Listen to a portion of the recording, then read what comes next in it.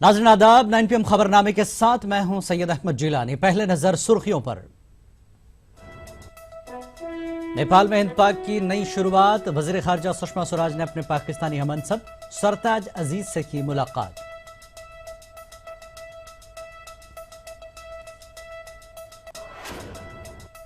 पठानकोट दहशत गर्दाना हमले की जांच के लिए पाकिस्तान की JIT तयशुदा वक्त पर आएगी हिंदुस्तान। पाकिस्तानी वज़ीर ख़ारजा का बयान।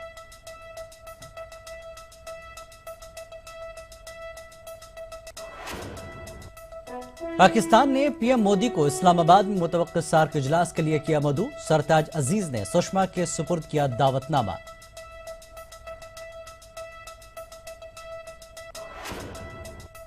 वज़ीर आज़म नरेंद्र मोदी की बैनुल अक़वामी सूफी कॉन्फ्रेंस में शिरकत। कॉन्फ्रेंस में लगे भारत माता की जय के नारे।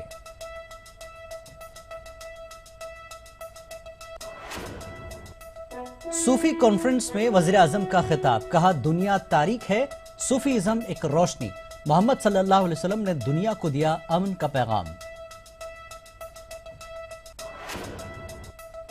पुणे जर्मन बेकरी धमाके के मुजरिम हिमायत बेग की फांसी की सजा पर लगी रोक।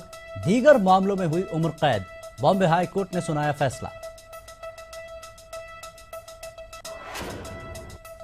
SYL पर पंजाब हुकूमत को झटका। सुप्रीम कोर्ट ने जूं के तूं हालात बरकरार रखने का दिया हुक्म।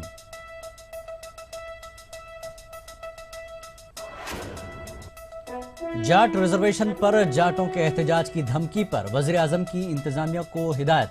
गुज़श्ता मर्तबा की तरह कुछ भी न हो।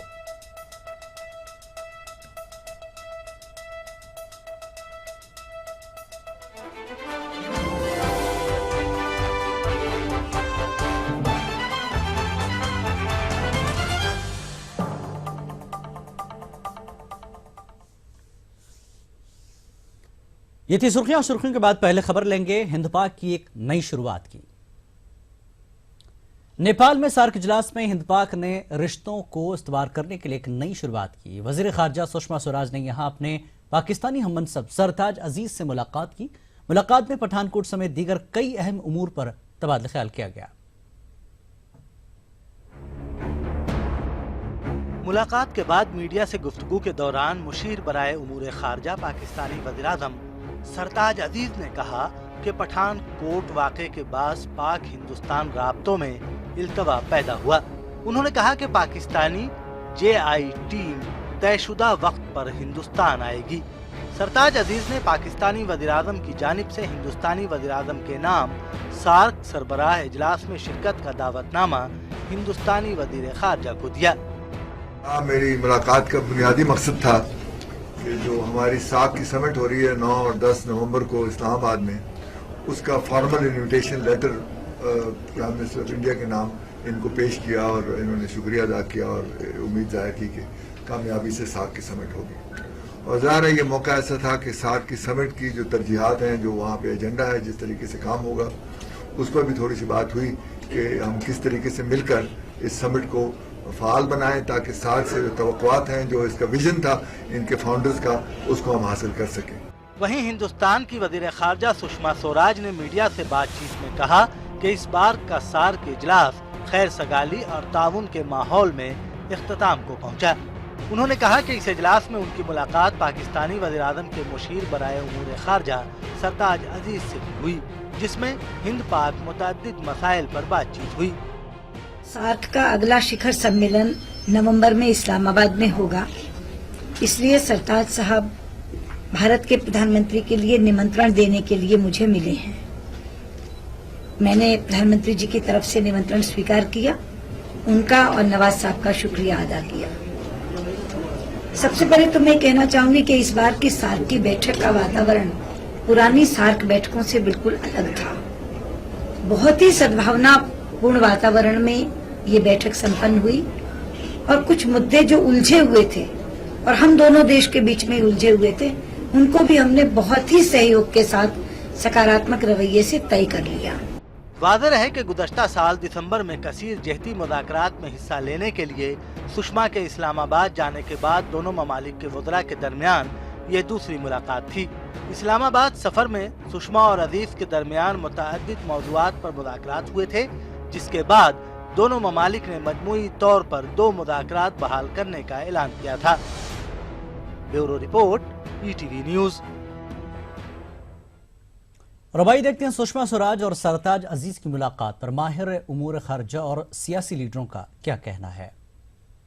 वो है कि दोस्ताना मुलाकात हुई है, देयर वाज नो टेंशन, किसी प्रकार की गर्मजोशी नहीं थी। हिंदुस्तान चाहता है कि पठानकोट इंसिडेंट के ऊपर बड़े ट्रांसपेरेंट तरीके से और जल्द से कुछ ना कुछ ऐसी हल निकले जो हिंदुस्तान को सेटिस्फाई करे, और जब तक वो नहीं होता तो हमारे लिए पॉसिबल नहीं होगा कि फॉरेन सेक्रेटरी लेवल की टॉक्स को आगे बढ़ाया जाए।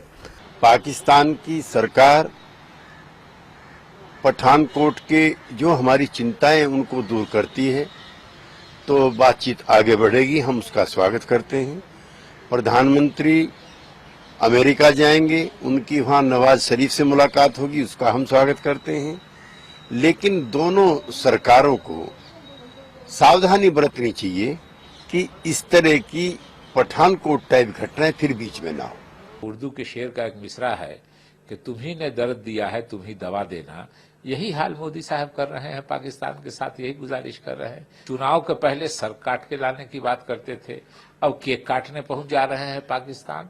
जिन लोगों से आपने वोट लिया कि पाकिस्तान के साथ सख्ती से निपटेंगे, हमारे आखिरी साल में 96 बार सीज फायर का वायलेशन हुआ था यूपीए सरकार की, ये 1100 बार से। खबरनामा जारी रहेगा एक ब्रेक के बाद।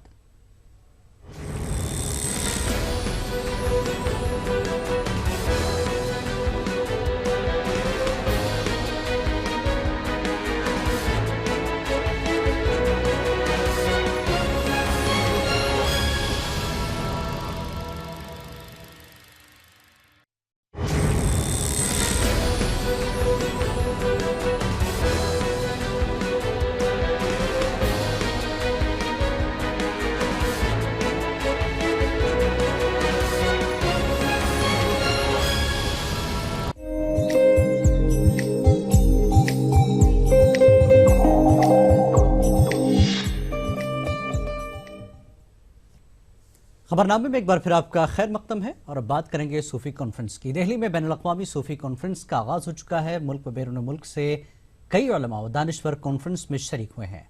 कॉन्फ्रेंस की इफ्तिताही तकरीब में वज़ीर-ए-आज़म नरेंद्र मोदी ने भी शिरकत की। वज़ीर-ए-आज़म के अलावा मरकजी वज़ीर बराए अक़लियती उमूर नजमा हेपतुल्लाह ने भी इस कॉन्फ्रेंस में शिरकत की। वज़ीर-ए-आज़म ने कॉन्फ्रेंस में खिताब करते हुए कहा कि इस्लाम ने दुनिया को तसव्वुफ़ दिया, इस्लाम तफरीक नहीं सिखाता, इस्लाम इंसाफ का पैगाम देता है। वज़ीर-ए-आज़म ने मजीद कहा कि हम सब एक कुंबे की तरह हैं। इसके अलावा वज़ीर-ए-आज़म ने पैगंबर मोहम्मद सल्लल्लाहु अलैहि वसल्लम का जिक्र करते हुए कहा कि इन्होंने दुनिया को अमन का पैगाम दिया।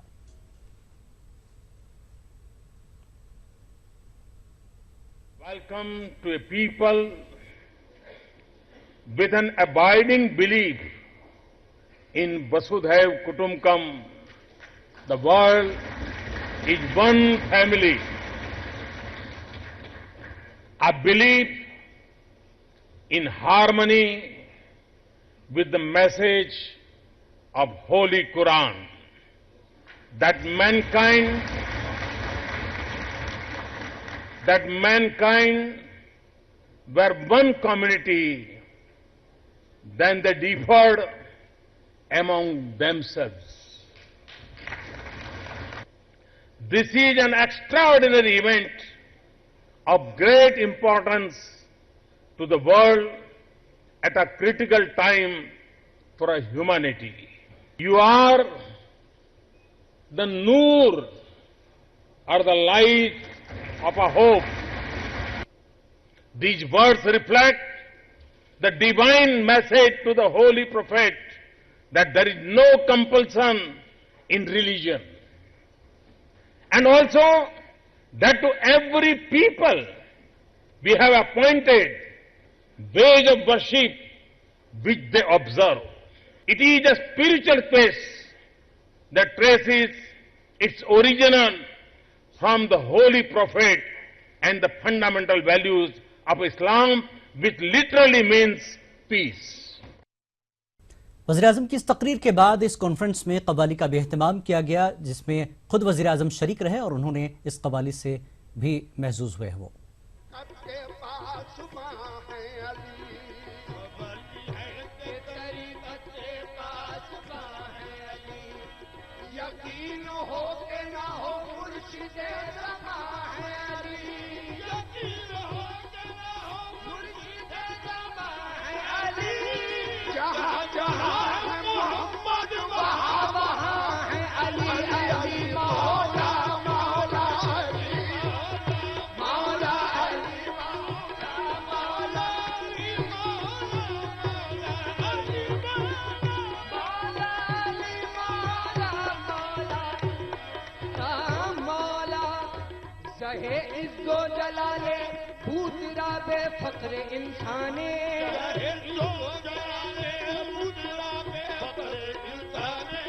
अली मुर्तजा मुश्किल कुशा। वक्त एक ब्रेक का, ब्रेक के बाद जल्द लौटेंगे।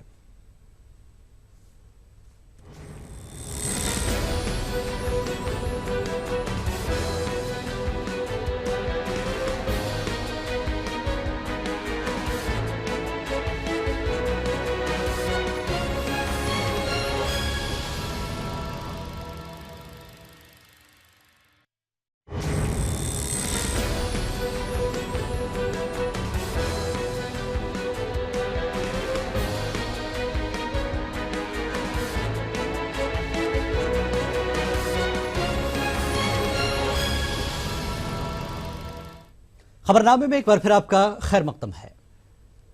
हिंदुस्तान ने 2200 metric ton high speed diesel को बांग्लादेश रवाना कर दिया है। मरकजी वजीर पेट्रोलियम धर्मेंद्र प्रधान ने सिलीगुड़ी के रंगापानी रेलवे स्टेशन पर ट्रेन को हरी झंडी दिखाकर रवाना किया। धर्मेंद्र प्रधान ने बताया कि सिलीगुड़ी और पार्वतीपुर के दरमियान बिछाई गई 135 किलोमीटर पाइपलाइन के जरिए हर साल 1 million metric ton oil Bangladesh को रवाना कर दिया जाएगा। इन्होंने मजीद कहा कि बांग्लादेश के चट्टागांग से एलपीजी की दरामद के लिए बांग्लादेश की हुकूमत से बातचीत जारी है। 1200 मेट्रिक टन की डीजल 50 टैंकर से भरा हुआ एक ट्रेन आज बांग्लादेश की ओर हम लोगों ने रवाना किया। सिलीगुड़ी से पार्वतीपुर तक, बांग्लादेश की पार्वतीपुर तक 135 किलोमीटर की एक पाइपलाइन डली जाएगी। वक्त है एक ब्रेक का।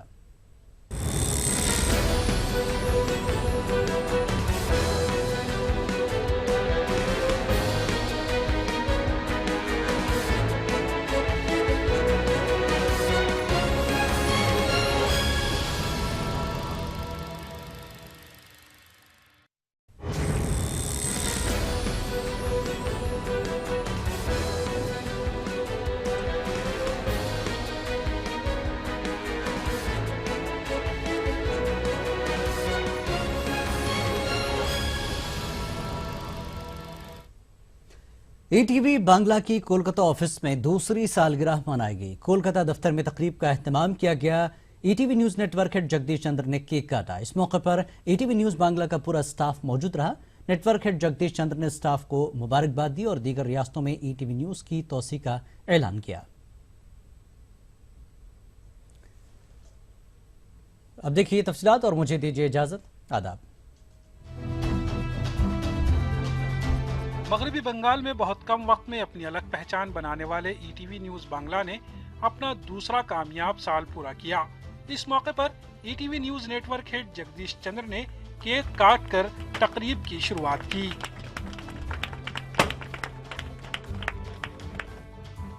ईटीवी न्यूज बांग्ला के स्टाफ की तारीफ करते हुए नेटवर्क हेड जगदीश चंद्र ने उन्हें आगे की जिम्मेदारियों के लिए तैयार रहने को कहा।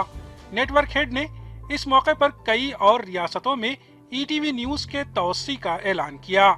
इस अवसर पे मैं आपको बताना चाहता हूं कि आज जो ईटीवी देश में करोड़ों दर्शकों की आवाज़ है, वो इस आवाज़ को और आगे बढ़ाने जा रहा है।